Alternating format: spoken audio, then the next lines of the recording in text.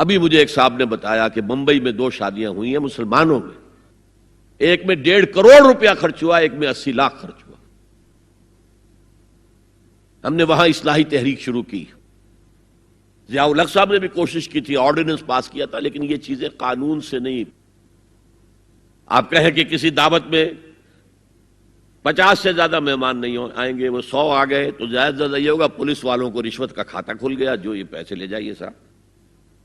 کبھی کبھی وہ پکی پکائی دیگیں لے جا کے اپنے تھانے میں بیٹھ کے کھاتے تھے، لیکن قانون سے نہیں بدلتا مزاج۔ ہم نے کیا طے کیا؟ دیکھو یہ ہے چٹان کی بنیاد۔ آپ کو بڑی اونچی بلڈنگ بنانی ہو تو دیکھنا پڑتا ہے چٹان نیچے بنیاد زمین کیسی ہے۔ تو بنیاد کیا ہے؟ آپ سادگی کرو، سادگی کرو، سادگی کرو، یہ واسطہ بے معنی ہے بالکل، اس لیے کہ غریب کی سادگی کچھ اور ہے، امیر کی سادگی کچھ اور ہے، سادگی کے ایک معنی تو نہیں ہے۔ لہذا کوئی جو ہے راک فاؤنڈیشن وہ تلاش کی جائے، وہ ہم نے کی تلاش۔ جو تقریب حضور سے صحابہ سے ثابت ہے ضرور کرو، ضرور کرو، ضرور کرو، عضوا علیہا بالنواجذ، اپنے دانتوں سے پکڑ لو اس کو۔ اور جو تقریب ثابت نہیں حضور سے اور صحابہ سے، یقیناً یہ کہیں باہر سے آئی ہے۔ یا تو ہمارا خاندانی پس منظر جو ہے، اکثر تو ہندوؤں سے مسلمان ہوئے، وہ سادات ہوں، صدیقی ہوں، فاروقی ہوں، عثمانی ہوں، وہی ہیں نا جو باہر سے آئے تھے، باقی تو اکثریت یہیں سے، وہ اپنا ہندوانہ پس منظر لے کر آئے۔ تو جس کا ثبوت صحابہ کے دور میں نہیں، وہ یقیناً باہر سے آئی ہوئی چیز ہے، اس میں پھر سادگی نہیں، اس میں کمی نہیں، جڑ سے کاٹو اس کو۔ اس بنیاد پر ہم نے 5 فیصلے کیے، ذرا سن لیجئے آپ بھی، اگر آپ کوئی سوشل ورک کرنا چاہیں اس کو عام کریں۔ نمبر 1، نکاح مسجد میں۔ حدیث موجود ہے، ترمذی شریف کی روایت، اعلنوا ھذا النکاح واجعلوہ فی المساجد، نکاح کا اعلان عام کیا کرو، مسجدوں میں منعقد کیا کرو۔ میں حیران ہوتا ہوں کیوں نہیں علماء کرام نے اس کی طرف توجہ دلائی۔ حدیث ہے، ہاں میں مانتا ہوں ان کا کہنا یہ ہے کہ یہ یہاں جو امر ہے کہ مسجد میں منعقد کرو، یہ امر وجوب کے لیے نہیں ہے، استحباب کے لیے، مستحب ہے یہ کہ مسجد میں۔ تو بھائی مستحب کیوں چھوڑ رہے ہو تم؟ وہ اس لیے چھوڑنا پڑتا ہے، مولوی بیچارے کی حیثیت ہے ہی نہیں معاشرے میں کہ وہ کہے جناب یہاں آئیے میرے پاس، میں نہیں آؤں گا آپ کے گھر نکاح پڑھانے کے لیے۔ وہ اپنا رجسٹر بغل میں دبائے بیٹھا سوکھتا رہتا ہے۔ وہ تو آنی تھی بارات عصر کے وقت، مغرب بھی جا رہی ہے، آئی ہی نہیں، وہ بیٹھا غریب۔ پہلے 20-30 روپے ملتے تھے، اب 200 300 400 ملتے ہیں، اور کیا ہے۔ میں نے انہیں یاد دلایا، دیکھو شرم کرو، عیسائیوں نے آج تک اپنے چرچ کی اور اپنے پادری کی عزت یہ رکھی ہے کہ شہزادے اور شہزادی کی شادی ہوگی وہ بھی پادری چرچ میں آئیں گے۔ شہزادے کی شادی ہو رہی ہے تو جو ان کی پارلیمنٹ کے ساتھ ہے چرچ، وہاں شادی ہوگی، وہاں پردہ نہیں ہے، لڑکا لڑکی دونوں آمنے سامنے کھڑے ہو کر قول و قرار کریں گے۔ ہمارے ہاں پردہ ہے تو اس لیے لڑکی کے گھر بھی جائیں گے تو لڑکی تو محفل میں نہیں آئے گی، لڑکی کا ایک وکیل ہوگا، وہ وکیل اجازت لے کر آئے گا، 2 اس کے گواہ ہوں گے، اس کے سامنے اجازت لی گئی، پھر وہ نکاح خواہ کو اجازت دیں گے، وہ نکاح پڑھا دیں گے۔ پہلی بات یہ ہو گئی کہ نکاح مسجد میں۔ نمبر 2، نکاح کے موقع پر کوئی دعوت طعام نہیں، کوئی ثابت نہیں۔ دعوت طعام صرف ایک ہے، وہ ولیمہ ہے، اور اس قدر معقول بات ہے،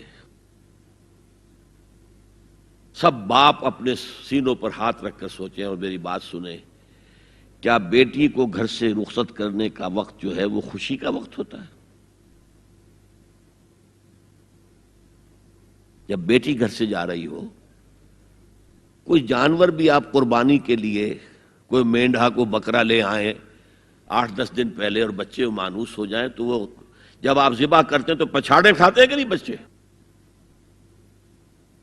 اور یہ لخت جگر ہے، نور چشم ہے، 18 20 22 برس گھر میں رہی ہے، وہ جا رہی ہے، خوشی نہیں ہے وہاں، صرف یہ ہوتا ہے اے سائی آف ریلیف کہ ایک ذمہ داری کا بوجھ تھا، اللہ نے آج پورا کرا دیا، اتروا دیا بوجھ. پھر بھی اندیشہ ہوتا ہے، پتہ نہیں مزاج ملے نہ ملے، نئے ماحول میں جا رہی ہے، وہاں جا کر ایڈجسٹ ہو یا نہ ہو، اندیشے پھر بھی ہوتے ہیں ذہن کے اندر. تو ان سے مرغ پلاؤ کھانا اور متنجن کھانا کوئی معقول بات نہیں ہے. معقول بات کیا ہے؟ لڑکا، اس کا گھر آباد ہوا ہے، وہ ولیمہ کرے، اس پر باقاعدہ احادیث اولبو ولو بشاتن، ولیمہ ضرور کرو چاہے ایک ہی بکری ہو تمہارے پاس، ذبح کرو، کاٹو، کھلاؤ گوشت اپنے دوستوں کو، احباب کو. یہاں تک کہا کہ بیس طعام الولیمہ، برا کھانا ہے ولیمے کا کہ اس میں غریبوں کو نہیں بلایا جاتا. ظاہر بات ہے مسلی کھلانے کے لیے تو ولیمہ نہیں ہوتا، اپنے احباب کو، دوستوں کو بلایا جاتا ہے. پھر بھی میں تم سے کہتا ہوں کہ جسے ولیمے کے لیے بلایا جائے وہ اگر نہیں جائے گا تو اللہ اور اس کے رسول کے حکم کی نافرمانی کرے. تو جس رسول نے اتنی تفصیل سے حکم دیا ہو ایک دعوت کا، وہ دوسری دعوت میں بھی خیر ہوتا میں بیان کرتا. جب نکاح مسجد میں اور کوئی دعوت طعام نہیں تو بارات کا تصور، خلاص. بارات کس بلا کا نام ہے؟ قرآن میں تو کوئی ذکر ہی نہیں، عربی میں یہ لفظ ہی نہیں. اجتماعی طرفین مسجد میں ہوا، نکاح ہوا. لڑکی کو، حضرت فاطمہ کو رضی اللہ تعالی عنہا، کچھ خواتین جا کر چھوڑ آئی تھی اس حجرے میں جو ایک انصاری صحابی نے حضرت علی کو دیا تھا. ان کا تو کوئی گھر بھی نہیں تھا. کوئی حضرت علی آئے ہوں اور آ کر وداع کرا کے لے کے گئے ہوں، کچھ بھی نہیں. چوتھی چیز، جہیز کا کوئی تصور اسلام میں نہیں. خالص ہندوانہ رسم، خالص ہندوانہ رسم، خالص ہندوانہ رسم. ہندوؤں میں کیوں ہے؟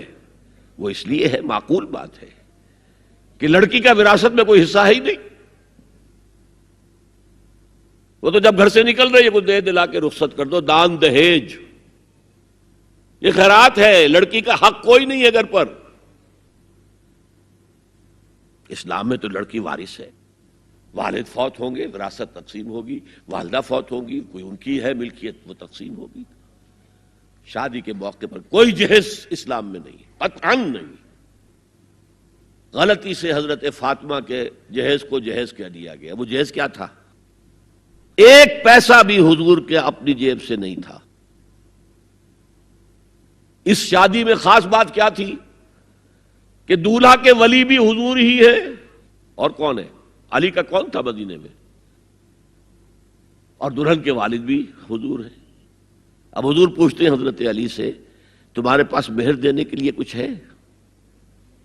عرض کیا میرے پاس تو کچھ نہیں. وہ فقراء صحابہ میں سے تھے. فرمایا مہر تو دینا ہے، تمہارے پاس ایک زرہ ہوتی تھی. جی ہاں زرہ تو ہے. انہوں نے یہ سمجھا زرہ تو جہاد کے لیے ہے، کوئی وہ دولت تو نہیں ہے. فرمایا جاؤ اسے بیچو یا گروی رکھ کے قرض لے کر آؤ. وہ گئے، حضرت عثمان نے خرید لی اور کچھ دنوں کے بعد واپس کر دی ہدیتاً. یہ زرہ میں ہدیہ آپ کو کر رہا ہوں. اس وقت اگر کہتے چھوڑو علی، کہاں تو لو میں پیسے دے دیتا ہوں تمہیں، تو ان کی طبیعت پر بار ہوتا.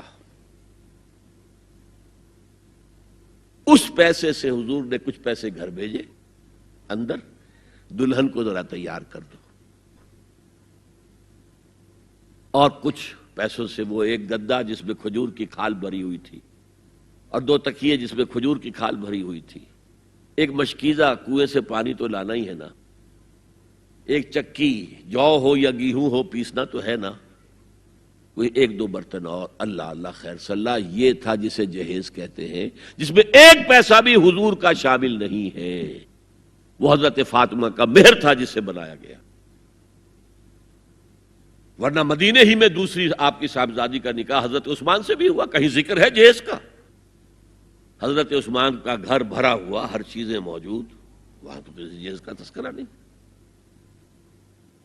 بہرحال یہ شادی کو آسان کرو، زنا کو مشکل بناؤ. یہاں شادی کے لیے 9 من تیل ہوگا تو رادھا ناچے گی. ورنہ یہ کہ بڑی ہو رہی ہے، عمر ہو رہی ہے، سب کچھ ہو رہا ہے، لیکن کچھ تقاضے تو ہیں نا، آخر کچھ تو کرنا ہوتا ہے نا، آخر کچھ نہ کچھ لوگوں کو تو کھانا کھلانا ہی ہوتا ہے نا، بارات تو آخر آئے گی ہی نا، کچھ نہ کچھ تو دینا ہی ہوگا، کچھ جوڑے کپڑے، کچھ یہ اسلام کا فلسفہ جو میں نے 4-5 باتیں آپ کو بتا، فلسفہ یہ ہے کہ لڑکی کے باپ پر ایک پیسے کا بوجھ نہیں، اس نے لڑکی پال پوس کے تمہارے حوالے کر دیا، اب اور کیا چاہتے ہو تم؟ سارا مرد آزماں مرد آفرین، مرد کو چیلنج دیا ہے، تم مرد ہو، مہر تم دو گے، اور سب سے بڑھ کر کیا ہو رہا ہے آج کل بھی ہوتا ہے، وہ ہمارے ایک کچھ کام ہوتے ہیں اسلامی، وہ بھی ہے، کچھ وہی ہندوانہ پس منظر۔ نکاح کی محفل میں چھوارے کون لے کے آتا ہے جی؟ لڑکے والے، اور پلاؤ کن سے کھاتے ہیں؟ بھائی جس کو تمہیں مرغ پلاؤ کھلا رہا ہے وہ چھوارے نہیں بانٹ سکتا تھا؟